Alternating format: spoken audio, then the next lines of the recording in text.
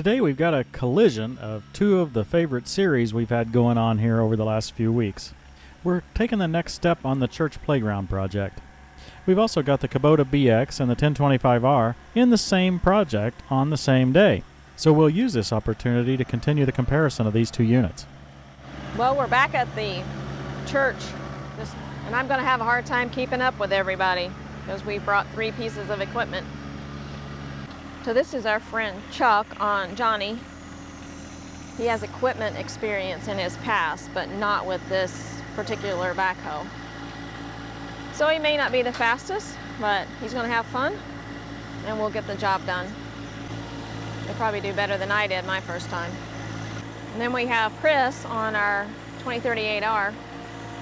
Now he is a retired farmer, so he is used to lots of tractors, and maybe just not this small.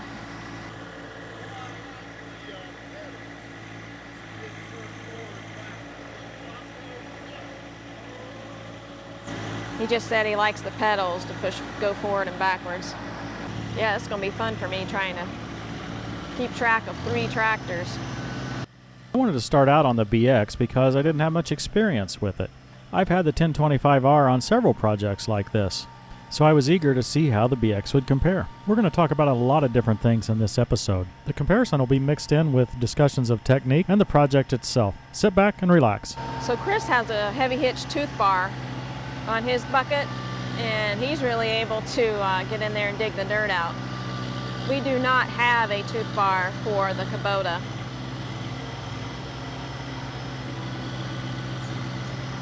The Kubota's bucket is smaller than our bucket, and therefore our tooth bar would not fit, it's too wide.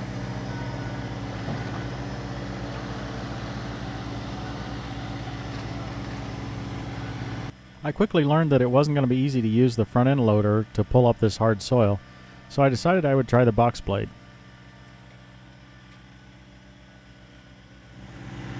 So if you saw our previous video when we brought Casey out here to dig these holes, I believe Chuck and Chris came in and put the base of the equipment down in the ground and then got the concrete poured around it.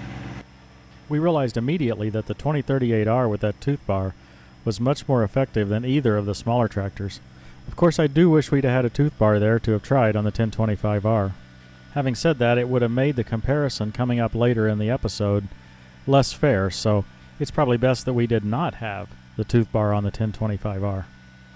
I highly recommend that you get a heavy hitch tooth bar for your tractor. HeavyHitch.com, 5% discount with coupon code TTWT. You will love it. At least the Tough Line box blade matches the Kubota. Yeah, it does in color, Christy. And it's a nice box blade, but I think it's probably too big for a subcompact tractor. This is a 5-footer, and it would probably be best if we had a 4-foot box blade for either of these subcompact tractors. The 5-foot works great on the 2038R. So if you're new to this series, the church here is building a preschool playground, not only for church members, but for the community at large. They're going to put a fence around it, and apparently there's no other dedicated preschool playground in the city with a fence around it. And that way, moms and dads don't have to worry about the kids being able to run out in the street or just run very far away from them. I think it's a great idea. The concrete sidewalk that you see will be so they can ride tricycles and other ride-on toys in this area.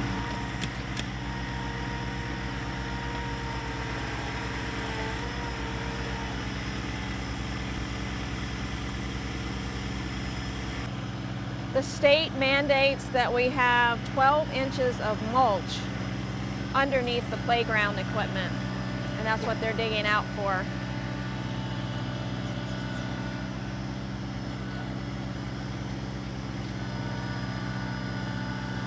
I believe another gentleman that's involved with the playground building came out and marked the area with white paint as to where they're supposed to stay inside of for the mulched area. So Chris is basically trying to start right at that white line and dig down.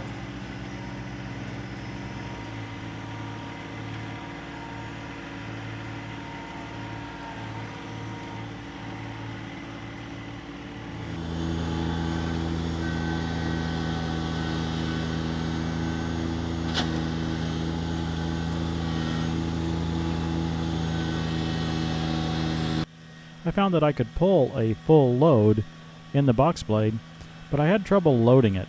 I just couldn't get enough traction to get it very full. Meanwhile, Chris was frustrated by how long it took him to deliver a bucket full of dirt over to the pile. So I asked him to pile up some loose dirt for me, and maybe I could pull it over with the box blade.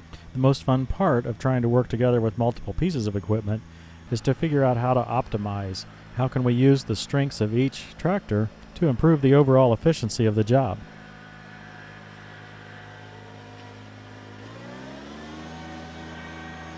In this case, he could pile dirt faster than I could pull it away, so this approach didn't really work for us. In this scene, I want you to see Chris accidentally going backwards instead of forwards.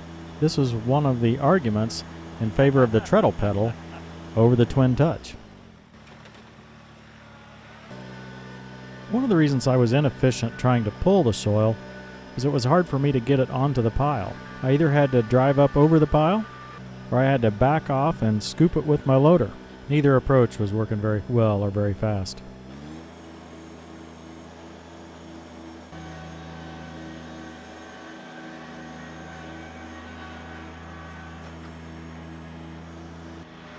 Overall, I had a really hard time figuring out how to use the BX effectively on this project.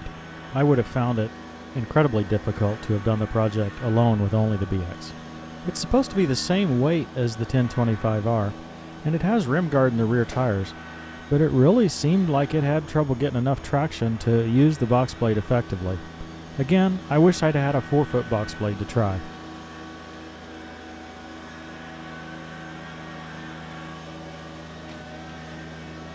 Engaging the differential lock helped, but it still just didn't seem to have enough traction to get the job done.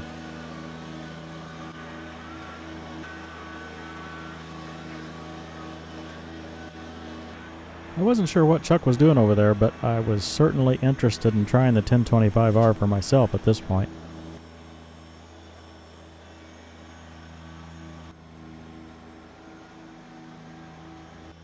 The scarifiers on this box blade can be set way high like this, but the next setting downward appears to be about 4 or 5 inches below the cutter on the back. I would like to set them basically even, but I don't know how to do that. Of course I can angle the top link, but that doesn't achieve the result that I'm really looking for. Any ideas on how to set those scarifiers a bit lower, but not way below the cutting edge would be appreciated.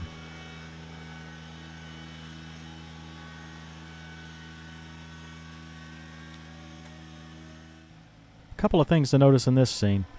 First thing I notice is how easy Johnny Two's digging. He's running at an idle there and really just digging with no problem at all. The second thing to notice is not nearly as positive. Notice that the loader stand moves once in a while right there under the main frame of the tractor. It turns out that the bolts holding the loader masts or mounts to the tractor were loose. None of us noticed until later when one sheared. More on that in a minute. I'm attempting to use the loader here because there's not quite enough room between the foundation there and the sidewalk. We've talked about how the BX loader is further in front of the front tires, well further from the hinge pins as well as compared to the 1 Series.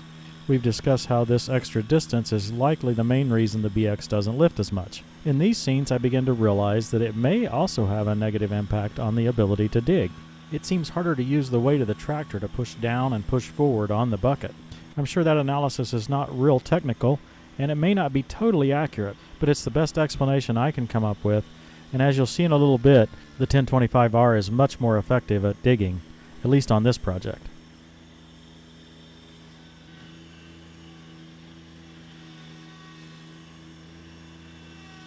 Check out the left rear in this scene. The rim spins inside the tire. I didn't notice it that day. I had this happen on my first 1025R. It worried me quite a lot, but I solved it easily by adding a few extra pounds of air pressure. I just found it very difficult to dig enough to get a bucket load.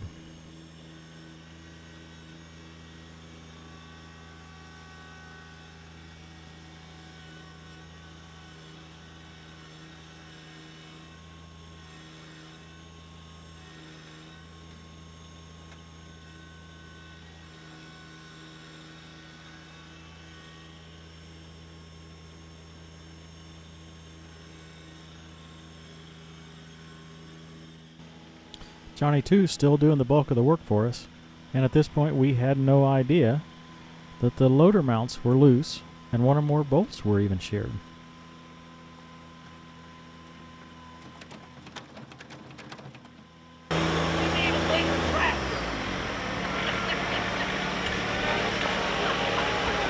So what we've been doing here, a used tractor dealer loaned us that tractor. Oh, yeah? So we've been trying to do a comparison between that tractor and the little John Deere, which is its direct competitor. Okay. So we've done several episodes. So what I thought I would do is try to bring it out today. That's why I wanted to drive it. Yeah. I wanted to see what I could do with it. Yeah. Well, It's a little small for the work you got to do. it really is. It just doesn't have quite enough It oomph in the don't loader. have enough weight. You just set and spin out. Yeah, And yeah, It ain't quite big enough to move the dirt like we'd like to move. yeah. Now your machine, This one works pretty decent. it's pretty good. It's still pretty nimble, so you can get around in here Yeah. pretty good. But it Yeah. digs good enough, doesn't it? Yeah. Especially with a tooth bar. I think without Yeah, the teeth. tooth bar is that's the key. Yeah. That thing really digs in. That's a good thing. What do you think about these tires? Now you're from an ag world. What do you think about these tires? These are they call them a turf tire, but they're real aggressive. They're a radial. They're good for lawn work and Yeah. where you don't want the cleats in there. They don't bite like a tractor cleat. No, they don't bite like an R1, do they? No, but you know, for small tractors that's in the yards landscaping, they're really the ideal thing. They don't cut up the grass near as much. Now this is your first year not farming. Yes, You drove green tractors all the time, right? all my life. Uh-huh. What'd you have last? They was a 8400. Okay. Was the bigger tractors. My loader tractor was a 7010. Okay, that's still a bigger tractor than. It's like 140 horse or Yeah, something like that. yeah, on a pretty big frame too. It Yeah. was, and it had a big bucket on it, so when you did this kind of work, you was Played no with it. problem. Play Yeah. with it. And that's one thing we notice with these little guys. These feels like a toy Yeah, to me. and you have to work them. Yeah. A bigger tractor, you Don't have to work. you don't have to push it very hard, but these guys, you have to push them to their limit to make them do anything. Yeah. That's just the nature of how they are, and that's one thing that anybody who's driven an ag tractor says about Yeah. these things. Oh well, they're fun. Well, I'm trying to help, but I'm trying to stay out of your way because you're the one actually doing the work. Well, you're helping. A teaspoon at a time. Yeah. Spoon at a time. Yeah. So you want me to just continue on over there like I'm doing? Do whatever you think is best, man. Well- You're the expert here, and No, Whatever, no, there is no expert. you know if the dirt gets moved, then we're success. We're just moving dirt. We're just having fun. Yeah. We are doing that. Yeah. I believe he's mastered that tractor. It really hadn't taken him long just to get right used to it. He's been bragging about the hydrostat and those twin touch pedals. All of his tractors have the power shuttle, or maybe even, clutch and shift. It's a lot of difference on a loader tractor to have that hydrostat being able to go back and forth. I'm not helping much. I hate to admit it, but I'm trying.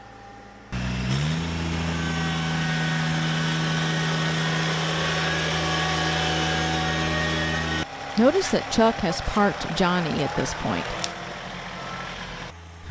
Yeah, I was quick to notice that, so I went over and hopped on.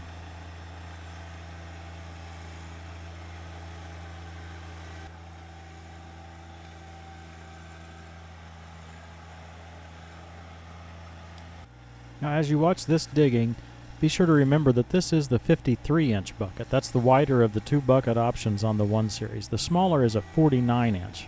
In contrast, the BX has a 48-inch bucket.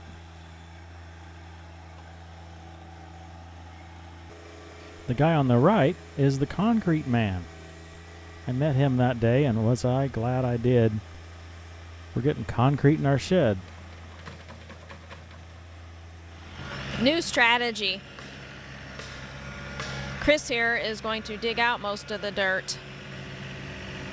Number one, because he's the bigger tractor and has the teeth on the tooth bar. And then the other two tractors are going to try to move the dirt away that he just piles up. That way it'll save him from going to the dump pile.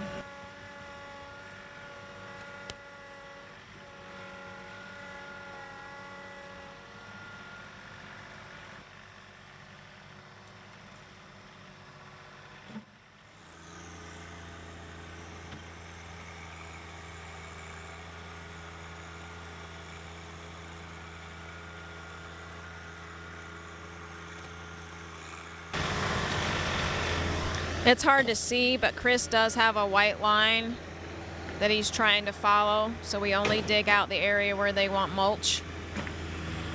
I'm not sure the camera can see it. He's pretty much right on the edge of it right now.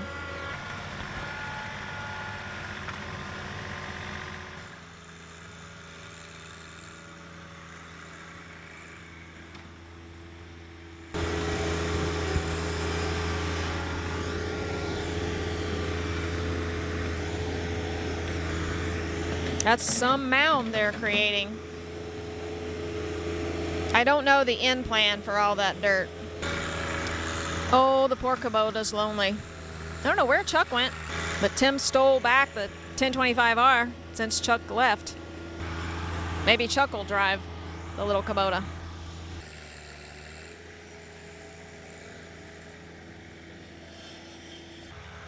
I think Chuck is struggling with the bucket level here.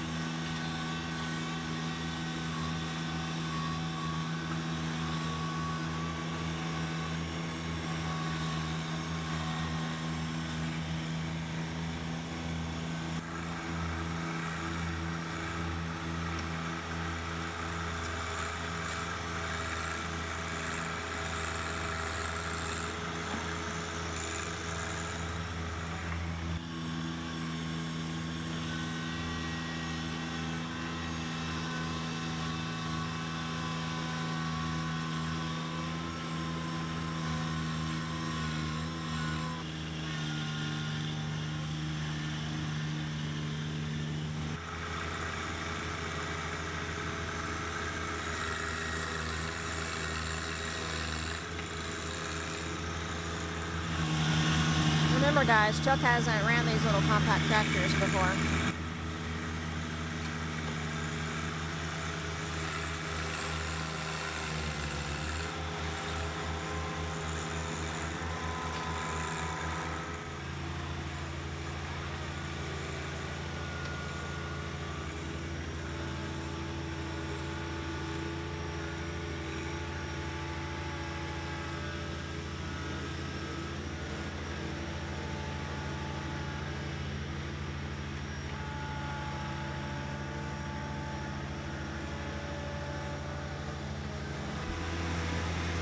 Sorry, it's kind of shady in there. It's nice for them working though. It's getting hot already. Chuck is removing one of the concrete forms. I don't know if you can notice, but I'm just having so much better traction with Johnny.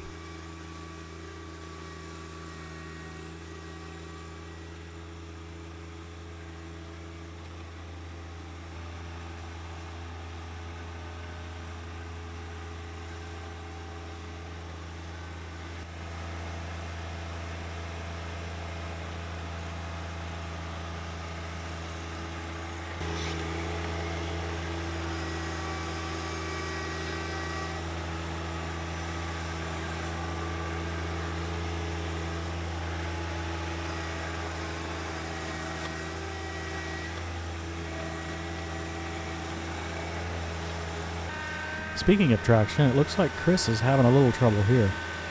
He could use a little bit more grip in this area.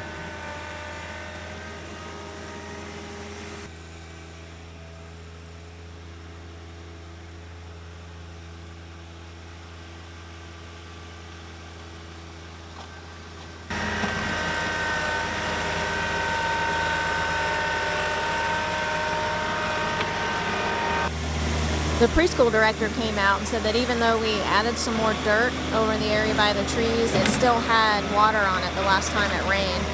So they're gonna spread more dirt, soil over there. We got quite a bit to move. It's a good place for it.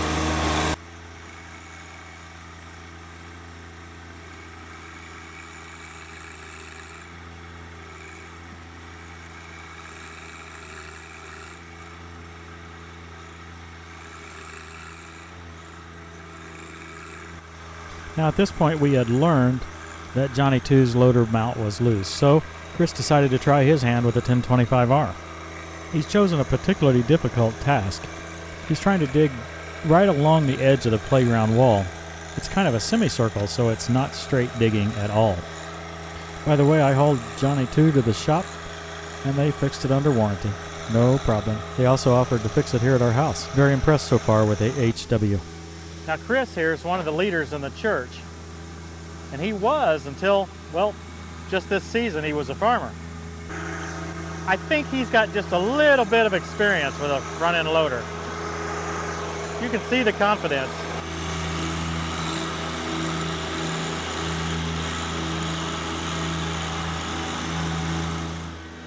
Found a spot here where the box blade excels. Doing that final cleanup was a perfect application.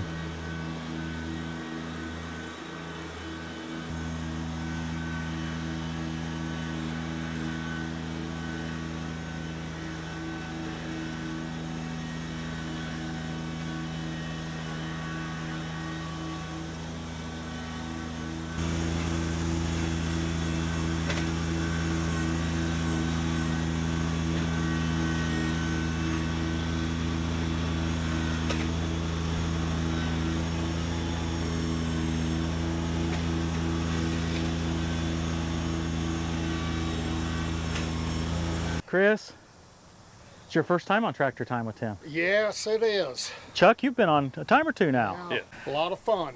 Yeah, that's what we try to do here. Now you got to drive 2 different Johnnies, didn't you? Yep. Both of these are tiny compared to what you're used to. Tiny and little. Well, what did you think? Could you get anything done with them? Yeah, you can. You know, they're good to play with and you can get little things done, but when you really get to wanting to do some dirt moving, we're lacking in some horsepower. We need some more horses, don't we? Yeah. Yeah. Now, did you notice a big difference? Yes, yeah. Yeah, this one's a whole lot better. Yeah, a lot different. It's a lot bigger heavier, tractor. More power, just altogether different. Yeah. Now, Chuck, you got a chance to drive this one and this one. Yes. What'd you think? The John Deere best by far. Oh, really? No questions asked. Why? The power, the controls, just everything. Weight-wise, I wasn't paying attention to weight, but Now, when you say power, what did you mean?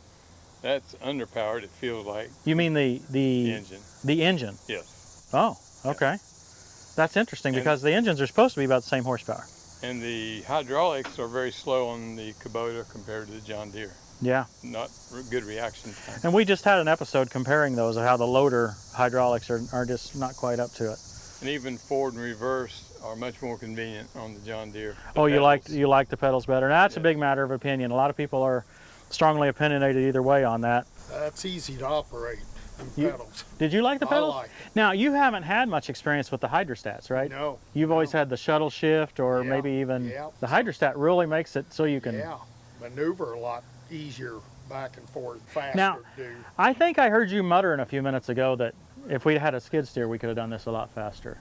Well, if a guy knows how to operate one, you know, you can get a lot done with them. Yeah.